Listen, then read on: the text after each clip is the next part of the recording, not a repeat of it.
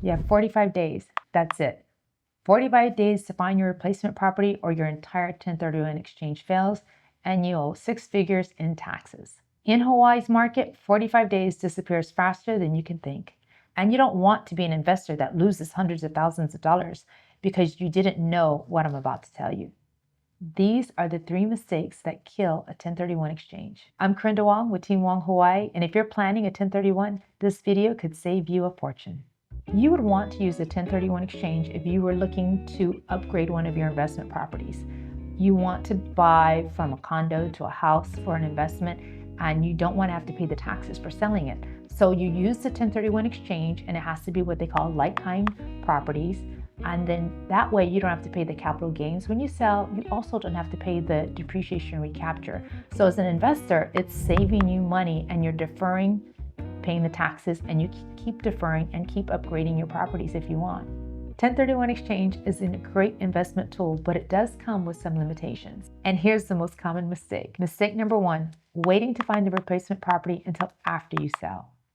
We're talking 45 days. That's not a lot of time to identify something, especially in Hawaii where it can be tough finding the right inventory. So it's advised to start looking a little sooner so that you can make sure you found the right property. You have the ability to identify up to 3 properties, up to 200% of what the value of the property is.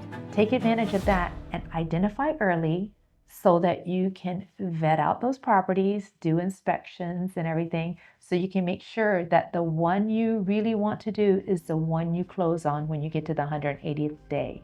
If not, if you pick a property and the 45 days is up and you end up not wanting that property, you've just lost your exchange.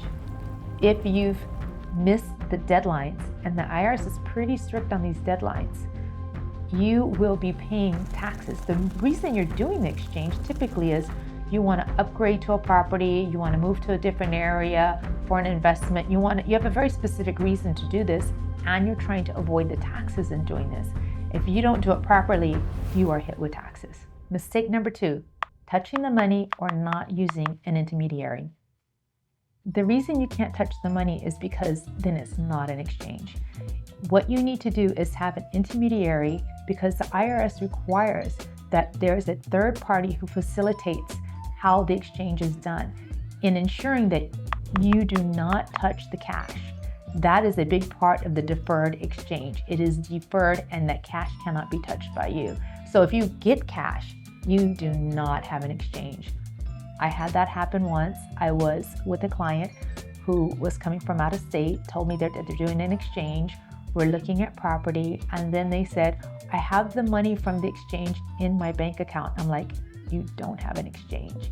You might have identified a property and did all the different things you think you're doing in exchange, but if you did not hire an intermediary from the beginning to facilitate the whole process, the IRS will not view this as a proper exchange.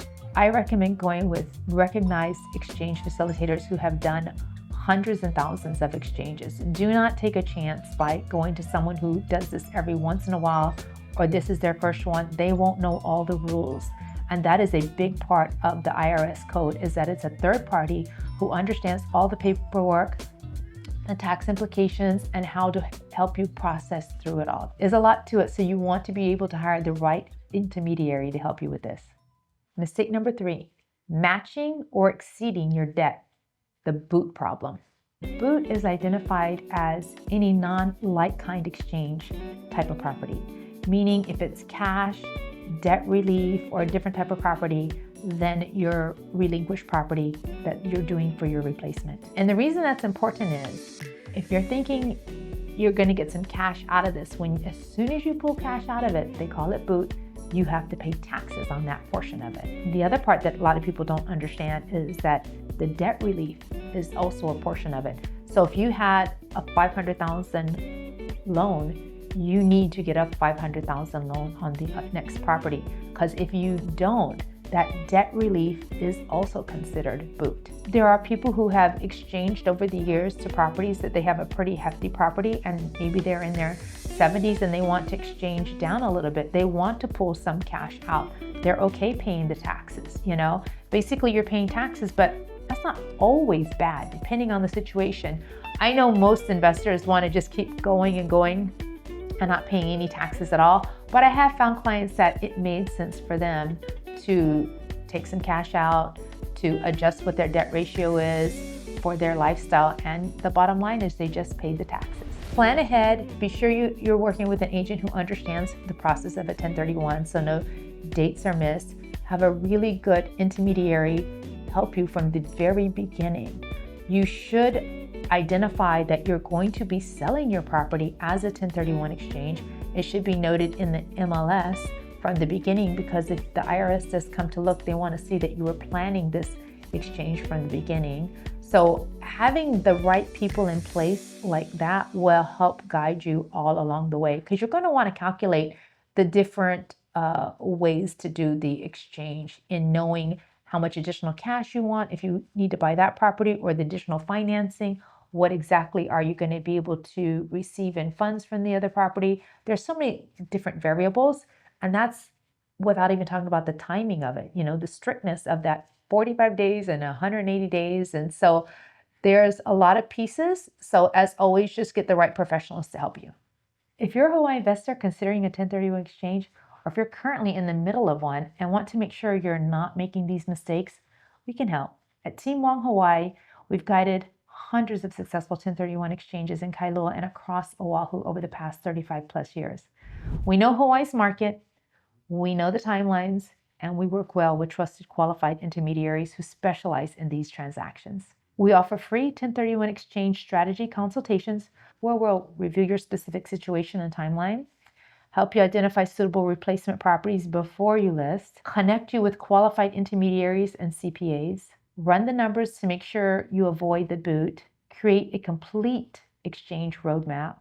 Link is in the description to schedule or text me here. No pressure, no obligation, just honest guidelines from someone who's done this hundreds of times.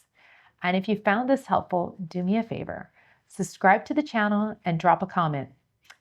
What's your biggest question or concern about 1031 exchanges? Thanks for watching. I'm Corinda Wong with Team Wong Hawaii, and I'll see you in the next video.